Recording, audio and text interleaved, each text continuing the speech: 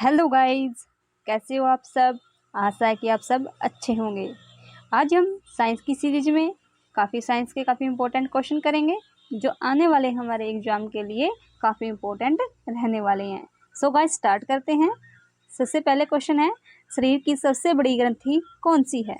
लार ग्रंथि, थायराइड ग्रंथि, यकृत या अग्नाशय? इसका सही आंसर क्या रहेगा? इसका सही आंसर रहेगा यकृत। यानी कि हमारे शरीर की सबसे बड़ी ग्रंथि कौन सी होगी? यकृत होगी। यकृत का यदि क्वेश्चन आए कि यकृत से कौन सा रस निकलता है? पीत रस निकलता है।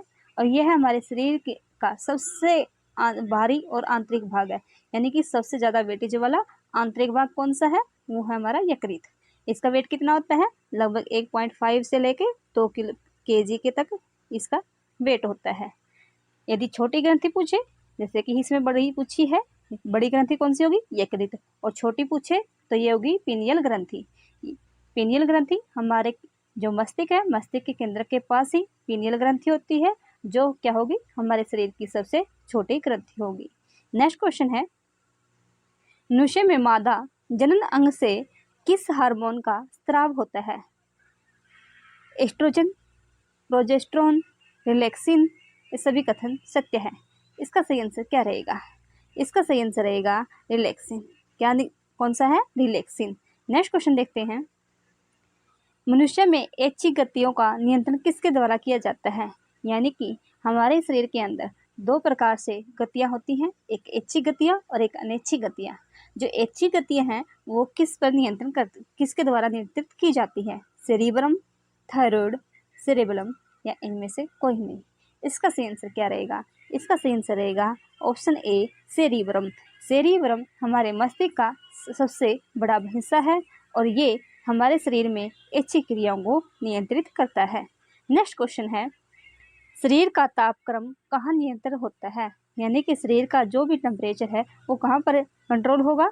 स्पाइनल कॉर्ड में, सेरिबेलम में या हाइपोथैलेमस में या पिट्यूटरी ग्लैंड में? तो इसका सही आंसर क्या रहेगा? इसका सही आंसर रहेगा हाइपोथैलेमस में। कहाँ पर? हाइपोथैलेमस में। हाइपो जो थैलेमस है ये बादाम के आकार का होता है और ये हमारे मानव के शरीर के मस्तिष्क के केंद्र भाग में होता है। नेक्स्ट क्वेश्चन है, अमीबा में भोजन का अंतःग्रहण किसके द्वारा होता है? कूटपाथ, कोशिका मुंह, सिलिया या गुदा द्वार? इसका सही आंसर क्या रहेगा? इसका सही आंसर रहेगा कूटपाथ। यानी कि अमीबा में जो भोजन का अंतःग्रहण कूटपाथ के लिए होता है। यानी कि भोजन जो अमीबा है ये एक कोशिकीय जीव है और इसके अंदर ये अपने शरीर को सिचुएशन के अकॉर्डिंग अपने शरीर को डाल देता है। मान लीजिए यहाँ पर कोई खाना आ जाता है तो ये क्या करेगा? हमारे खुद के शरीर को ऐसे कर लेगा और धीरे धीरे इसको अंदर ले लेगा। और जो ये ऐसे है पाथ, इन्हीं को कहते हैं कूटपाथ। नेक्स्ट क्वेश्चन है, निम्न में से कौन सा एंजाइम लार में पाया जाता है? लार में कौन सा एंजाइम पाया जाता है? पेप्सिन, ट्रिप्सिन, टाइलिन या काइमोट्रिप्सिन? इसका सही आंसर क्या रहेगा? इसका सही आंसर रहेगा ऑप्शन सी, टाइलिन। हमारी लार में 2 प्रकार के पाचन रस होते हैं, यानी पाचन एंजाइम होते हैं, जिसे क्या कहते हैं? एक टाइलिन, एक लाइसोजाइम। कौन कौन से? टाइलिन और लाइसोजाइम। टाइलिन और लाइसोजाइम क्या करते हैं? ये हमारे भोजन को पचाने में हेल्प करते हैं।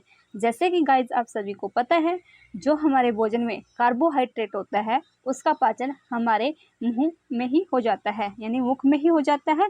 और इसको पाचन के लिए कौन से एंजाइम इम्पोर्टेंट है? टाइलिन और लाइसोजाइम। और ये क्या करते हैं? भोजन के पाचन के साथ साथ यदि भोजन के साथ कोई भी बाहरी कीट हमारे अंदर जाता है या कोई जीवाणु जो हमारे लिए हानिकारक है उसको भी मारने का काम करते हैं। टाइलिन क्या करता है? स्टार्च को शर्करा में तोड़ने का काम भी करता है। नेक्स्ट क्वेश्चन हम देखते हैं, वह प्रक्रिया जिसके द्वारा मनुष्य श्वास ग्रहण करता है तथा छोड़ता है वह क्या है? श्वसन, श्वासोच्छ्वास, प्रश्वास या निश्वसन? इसका आंसर क्या रहेगा? इसका सही आंसर रहेगा श्वासोच्छ्वास। क्या रहेगा? श्वासोच्छ्वास, यानी कि ब्रेथलेसनेस, यानी कि सांस लेना। Option B. नेक्स्ट क्वेश्चन है, ऊर्जा उत्पादन के लिए कोशिका प्रायः किसका उपयोग करती है? ऊर्जा उत्पादन करने के लिए कोशिका किसका उपयोग करती है? ऑप्शन ए अमीनो अम्ल, option B glucose, option C वसा अम्ल या ऑप्शन डी सुक्रोज। इसका सही आंसर क्या रहेगा? इसका सही आंसर रहेगा सुक्रोज। किसका उपयोग करती है? सॉरी, सुक्रोज नहीं आएगा, इसका सही आंसर आएगा ग्लूकोज, क्योंकि हमारा जो कोशिकाएं हैं वो ऊर्जा के लिए ग्लूकोज का प्रयोग करती हैं और ग्लूकोज का प्रयोग क्या करती है? ग्लूकोज का प्रयोग करती है। और कहाँ पर बनती है ऊर्जा? कोशिकाओं के एक कोशिकांग है जिसके बारे में हमने पिछली वीडियो में पढ़ा था। कौन सा कोशिकांग? माइटोकॉन्ड्रिया। यानी कि ऊर्जा कहाँ पर बनती है? माइटोकॉन्ड्रिया में बनती है। और जिस चक्कर से माइटोकॉन्ड्रिया में ऊर्जा का निर्माण होता है उसे क्रीब्स चक्कर कहते हैं। क्रीब्स चक्कर क्यों कहते हैं? क्योंकि ये चक्कर जो पहचान की थी ये की थी क्रीब्स ने, तो इसलिए क्रीब्स चक्कर कई बार क्वेश्चन आता है। क्रीब्स चक्कर किस कोशिकांग में बनता है? तो वो आएगा किसमें? माइटोकॉन्ड्रिया में। और न्यूक्लियस के अलावा यदि डीएनए किसी में होता है तो वो किस में होता है? माइटोकॉन्ड्रिया में। नेक्स्ट क्वेश्चन हम देखते हैं, किस अभिक्रिया द्वारा पौधों में ऑक्सीजन बाहरी वातावरण से कोशिकाओं में पहुंचता है? यानी कि वह कौन सी अभिक्रिया है जिसके द्वारा पौधों में ऑक्सीजन बाहरी वातावरण से कोशिकाओं में पहुंचता है? किण्वन, विसरण, दहन या प्रकाश संश्लेषण। इसका सही आंसर रहेगा ऑप्शन बी, विसरण के द्वारा ही पौधों से में ऑक्सीजन बाहरी वातावरण से कोशिकाओं में पहुंचती है। नेक्स्ट क्वेश्चन है, श्वसन की अभिक्रिया में खाद्य पदार्थों की परिणति क्या होती है? विघटन, दहन, परिवर्तन या संश्लेषण। इसका सही आंसर रहेगा ऑप्शन ए, विघटन। नेक्स्ट क्वेश्चन है, खाद्य पदार्थों का पौधों में स्थानांतरण का मुख्य रूप कौन सा है? खाद्य पदार्थों का पौधों में स्थानांतरण का मुख्य रूप कौन सा है? ग्लूकोज, स्टार्च, सुक्रोज या प्रोटीन। इसका सही आंसर रहेगा सुक्रोज। सुक्रोज ही खाद्य पदार्थों का पौधों में स्थानांतरण का मुख्य रूप है। सुक्रोज को ही हम टेबल शुगर क्या कहते हैं? टेबल शुगर या शुगर केन या गन्ने की शर्करा या शहद की शर्करा भी इसे ही कहते हैं। सुक्रोज क्या है? ये डाइसैकेराइड का पार्ट है। यानी कि जैसे कि मैंने आपको बताया था कि जो सुक्रोज है ये किसका? ये डाइसैकेराइड का पार्ट है, और जबकि ग्लूकोज किसका है? वो मोनोसैकेराइड का पार्ट है। नेक्स्ट क्वेश्चन है, एक स्वस्थ मनुष्य का रक्तचाप होता है 90 से 60, 120, 80, 200 या 130, 140 से 160। इसका सही आंसर रहेगा ऑप्शन बी, यानी कि 120 से 80 तक हमारे एक स्वस्थ मनुष्य का रक्तचाप होता है। रक्तचाप भी दो प्रकार से होता है। जब यह 120 यानी कि 120 होता है, इसको कहते हैं सिस्टोलिक। क्या कहते हैं? सिस्टोलिक। जब 120 तक होता है, और जो 120 तक mm पर HG होता है, ये 90 से 120 तक इसकी रेंज होती है। और यदि बीपी लो यानी कि यदि हमारा टेम्परेचर रक्तदाब कम हो जाए यानी कि 80 से कम हो जाए, उसको हम कहेंगे डायस्टोलिक। यानी कि ज़्यादा होता है तो उसको हम क्या बोलते हैं? सिस्टोलिक। और यदि कम हो तो डायस्टोलिक। डायस्टोलिक को ही शीतलन रक्तदाब भी कहते हैं। और यदि क्वेश्चन आए कि मानव का रक्त कहाँ पर मापा जाता है, ये कहाँ पर मापा जाता है? ये हाथ की रेडियल, कहाँ पर मापते हैं? हाथ की रेडियल धमनियों में मापते हैं। और इसमें किस यंत्र का प्रयोग किया जाता है, उसका क्वेश्चन आंसर आप लिखोगे कमेंट बॉक्स में। नेक्स्ट क्वेश्चन है, मनुष्य के मस्तिष्क की सबसे भारी झिल्ली है पियामीटर, मीटर, ड्यूरामीटर या एरेनक्वाइड। इसका सही आंसर क्या रहेगा? इसका सही आंसर रहेगा ड्यूरामीटर। ड्यूरामीटर मनुष्य के मस्तिष्क की सबसे भारी झिल्ली है और ये मेनिंजेस झिल्ली का ही पार्ट है। ड्यूरामीटर काफ़ी ज़्यादा मजबूत होती है और ये हमारे जो मस्तिष्क है उसकी सबसे भारी झिल्ली है। और ये किसका पार्ट है? मेनिंजेस झिल्ली का पार्ट है। और ड्यूरामीटर दो पार्ट में डिवाइड होता है, एक पेरिओर्डियल और एक होता है मेनिंगियल। ड्यूरामीटर किसका पार्ट है? मेनिंजेस झिल्ली का होता है और ये काफ़ी पतली झिल्ली होती है। और ड्यूरामीटर जो होता है ये आगे दो पार्ट में डिवाइड होता है, एक पेरिओर्डियल और एक दूसरा क्या होगा, मेनिगियल। नेक्स्ट क्वेश्चन हम देखते हैं, मनुष्य के सूंघने की क्षमता को कौन नियंत्रण करता है? ऑप्टिल पोली, घ्राणेंद्रिय पोली, सेरिब्रम या इनमें से कोई नहीं। इसका सही आंसर रहेगा घ्राणेंद्रिय पोली। क्या रहेगा? घ्राणेंद्रिय पोली। ये मनुष्य की सूंघने की क्षमता को कंट्रोल करता है। ये क्या है? घ्राणेंद्रिय पोली, यानी कि नाक में कुछ न्यूरॉन्स होते हैं, कौन से? जो जिन्हें क्या कहते हैं? घ्राण संवेदी न्यूरॉन्स कहते हैं, जो हमें सूंघने की शक्ति प्रोवाइड कराते हैं। और ये क्या कौन से होते हैं? घ्राणेंद्रिय पोली। नेक्स्ट क्वेश्चन है, मनुष्य में बुद्धि एवं चतुराई का केंद्र है। यदि मनुष्य में बुद्धि और चतुराई का केंद्र पूछा जाए तो कौन सा है? सेरिब्रम, हाइपोथैलेमस, सेरिब्रम या स्पाइनल कॉर्ड। इसका सही आंसर क्या रहेगा? इसका सही आंसर रहेगा सेरिब्रम। क्या रहेगा? सेरिब्रम बुद्धि और चतुराई का केंद्र है। ध्यान केंद्रित करना या सीखने को ही कोशिश करना, जब हम सीखने की कोशिश करते हैं तो सभी जानकारी कहाँ पर इकट्ठी होती है? हमारे सेरिब्रम में होती है। यानी कि हमारे मस्तिष्क का सबसे इम्पोर्टेंट पार्ट कौन सा है? सेरिब्रम है। नेक्स्ट क्वेश्चन है, रक्त में ग्लूकोज की मात्रा को नियंत्रण कौन करता है? सेसमोटोनिक के कारण, ग्लूकागॉन के कारण, गैस्ट्रिन के कारण या इंसुलिन के कारण। इसका सही आंसर रहेगा ऑप्शन डी, इंसुलिन के कारण।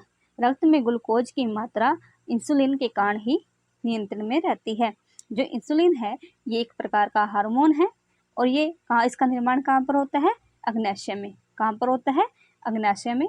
और ये इंसुलिन क्या काम करता है? ये कार्बोहाइड्रेट को रक्त शर्करा में परिवर्तित करता है। यदि अग्नाशय से यानी कि पेनक्रियाज से इंसुलिन नहीं बनेगा तो क्या होगा? जो कार्बोहाइड्रेट हम ग्रहण करते हैं वो रक्त शर्करा में परिवर्तित नहीं होगी और व्यक्ति को मधुमेह की बीमारी हो जाएगी। नेक्स्ट क्वेश्चन है, ऑक्सीजन है। ऑक्सीजन क्या है? वसा है, कार्बोहाइड्रेट है, एंजाइम है या हार्मोन है? इसका सही आंसर क्या रहेगा? इसका आंसर रहेगा ऑप्शन सी, ये एंजाइम है। ऑक्सीजन क्या है? क्या है? एंजाइम है। नेक्स्ट क्वेश्चन है, जैव प्रकरण के अंतर्गत कौन आता है? जैव प्रकरण के अंतर्गत कौन आता है? पोषण, उत्सर्जन, श्वसन या सभी? इसका सही आंसर रहेगा ऑप्शन नंबर डी, यानी कि सभी। जैव प्रक्रिया के अंतर्गत हम पोषण भी ग्रहण करते हैं, उत्सर्जन भी करते हैं और श्वास भी लेते हैं। नेक्स्ट क्वेश्चन है, गोबर छाता किसके अंतर्गत आता है?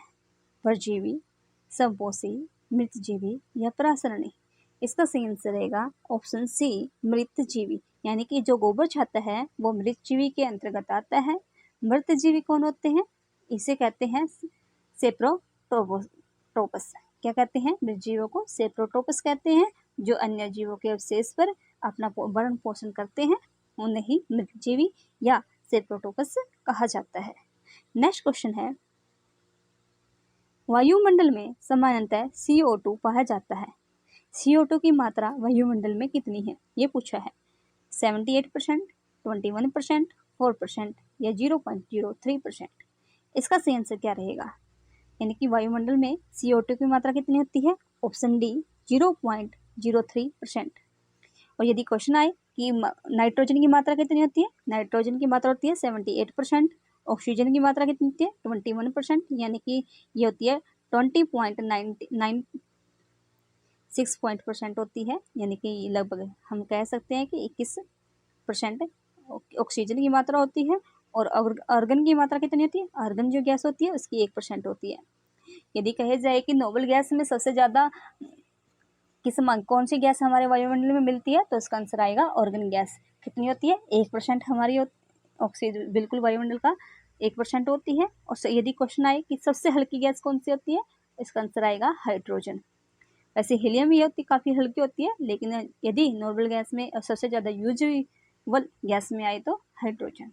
नेक्स्ट क्वेश्चन है, छाया में पनपने वाले पौधों को क्या कहते हैं?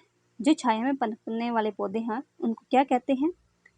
हेलियोफाइट्स, थियोफाइट्स, सियोकाइट्स या इनमें से कोई नहीं? इसका सही आंसर है सियोकाइट्स। यानी कि छाया में पनपने वाले पौधे सियोकाइट्स होते हैं। यदि क्वेश्चन आए कि पानी में पनपने वाले पौधे, उनको क्या कहेंगे? हाइड्रोफाइट्स। हाइड्रोफाइट्स पानी में पनपने वाले और छाया में पनपने वाले जियोगाइट्स। नेक्स्ट क्वेश्चन है, मनुष्य में मुख्य श्वसन अंग क्या है? मुख्य श्वसन अंग क्या है? फेफड़े, नाक, ट्रेकिया या कोलोन? इसका सही आंसर रहेगा ऑप्शन ए, फेफड़े। फेफड़े क्या? ये हमारे श्वसन तंत्र का मुख्य अंग है और फेफड़े ही हमें क्या करते हैं? ब्रीथिंग के लिए हेल्प करते हैं। ब्रीथिंग कहाँ पर होती है? फेफड़ों में होती है। फेफड़े, यदि क्वेश्चन आए कि छोटा फेफड़ा कौन सा होता है, जो हमारा लेफ्ट फेफड़ा होता है वो छोटा होता है, और राइट फेफड़ा है इसमें 3 लोब होते हैं और बाएं फेफड़े में 2 लोब्स होते हैं। और छोटा फेफड़ा कौन सा होगा? बायां फेफड़ा, और इसमें 2 लोब होंगे और राइट फेफड़े में 3 लोब होंगे। नेक्स्ट क्वेश्चन है, निम्न में से कौन सी बीमारी श्वसन तंत्र से संबंधित है? यानी कि ऐसी कौन सी बीमारी है इनमें से जो हमारे श्वसन तंत्र को प्रभावित करती है? डायरिया, टीबी, इनोमिया, निमोनिया या बी और सी दोनों? देखो गाइस, डायरिया से तो श्वसन तंत्र पर प्रभाव नहीं पड़ेगा, ये हमारे पाचन तंत्र पर। डायरिया किस पर प्रभाव करेगा? पाचन तंत्र पर। टीबी, इसे सांस लेने में दिक्कत आएगी, खांसी आएगी, तो ये हमारे श्वसन तंत्र को प्रभावित कर सकता है। निमोनिया भी क्या होता है? सांस फूलती है, सांस लेने में प्रॉब्लम आती है, ऑक्सीजन की कमी हो जाती है, तो इससे भी हमारे श्वसन तंत्र प्रभावित होगा। तो इसका सही आंसर रहेगा ऑप्शन डी, यानी कि बी और सी दोनों। नेक्स्ट क्वेश्चन है, उच्च रक्तचाप की अवस्था को क्या कहते हैं? उच्च रक्तचाप की अवस्था को क्या कहते हैं? हाइपोटेंशन, पक्षाघात या हाइपरटेंशन, या इनमें से कोई नहीं? इसका सही रहेगा ऑप्शन सी, हाइपरटेंशन। हाइपरटेंशन रक्त उच्च ताप की अवस्था को कहते हैं, और हाइपोटेंशन रक्त यदि कि BP low, BP high hypertension, और बीपी लो को हाइपोटेंशन। हाइपरटेंशन से उच्च रक्तचाप हो जाता है और ये एक असंक्रमित बीमारी है। नेक्स्ट क्वेश्चन है, मछलियों में उत्सर्जित पदार्थ क्या है? एमिनो अम्ल, यूरिक अम्ल, यूरिया या अमोनिया? इसका सही आंसर क्या रहेगा? इसका सही आंसर है ऑप्शन डी, अमोनिया। अमोनिया मछलियों में उत्सर्जित पदार्थ है। यूरिया, जबकि यूरिया क्या है? ये जंतुओं में यानी कि मानव में उत्सर्जित पदार्थ है। नेक्स्ट क्वेश्चन है, पौधों में आवश्यकता से अधिक जल किस प्रक्रिया द्वारा बाहर निकल ले जाते हैं? यानी पौधों में जो आवश्यकता से अधिक जल किस प्रक्रिया के द्वारा बाहर निकलता है? अवशोषण के द्वारा, वाष्पोत्सर्जन के द्वारा, या उत्सर्जन के द्वारा, या फिर प्रकाश संश्लेषण के द्वारा? इसका सही आंसर रहेगा ऑप्शन बी, वाष्पोत्सर्जन के द्वारा। वाष्पोत्सर्जन से ही पौधों से पानी की अधिक मात्रा बाहर निकलती है। नेक्स्ट क्वेश्चन है, निम्न में से किसे प्रकाश संश्लेषी अंग कहा जाता है? पत्ती को, हरितलवक को, स्टोमेटा को, या जड़ को? इसका सही आंसर रहेगा ऑप्शन सी, स्टोमेटा।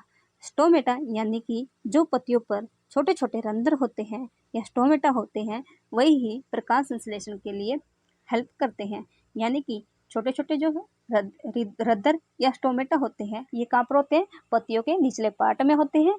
ये प्रकाश संश्लेषण करते हैं, सूर्य के प्रकाश की प्रेजेंट में वायुमंडल से CO2 को ग्रहण करके ये ग्लूकोज और O2 का निर्माण करते हैं।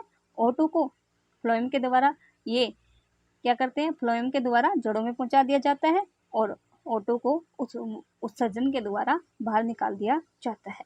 नेक्स्ट क्वेश्चन है, पौधों में गैसों के आदान प्रदान के लिए रहते हैं, क्या रहते हैं? जड़, रद्र, टहनी या तना? इसका सही आंसर क्या रहेगा? इसका सही आंसर रहेगा रद्र। यानी कि गैसों के आदान प्रदान के लिए क्या रहते हैं? रद्र रहते हैं, और पौधों में गैस आदान प्रदान के लिए रद्र रहते हैं। इन्हीं से ही CO2 ये प्रकाश संश्लेषण करते हैं, जब ऑक्सीजन को ग्रहण करते हैं और O2 को उत्सर्जित करते हैं। नेक्स्ट क्वेश्चन है, फेफड़े का आकार होता है गोलाकार, बेलनाकार, शंक्वाकार या अंडाकार? इसका सही आंसर क्या रहेगा? इसका सही आंसर रहेगा ऑप्शन सी, यानी कि शंक्वाकार। क्या रहेगा? शंक्वाकार। फेफड़ों का आकार कैसा होता है? शंक्वाकार होता है। एक शंकु के आकार के हमारे फेफड़े होते हैं। नेक्स्ट क्वेश्चन है, भोजन का पाचन किस प्रकार की अभिक्रिया है? भोजन का पाचन किस प्रकार की अभिक्रिया है? अपचयन, संयोजन, अपचयन या विस्थापन? इसका सही आंसर रहेगा अपचयन। उपचयन भोजन का पाचन की एक अभिक्रिया है। गाइस, ये थे हमारे 30 क्वेश्चन साइंस के। हर वीडियो में हम 30 क्वेश्चन साइंस के कंप्लीट करेंगे ताकि एग्जाम तक हमारी साइंस में एक अच्छा स्कोर प्राप्त कर सके। सो गाइस, यदि वीडियो अच्छी लगी है तो लाइक करें, शेयर करें। Thank you.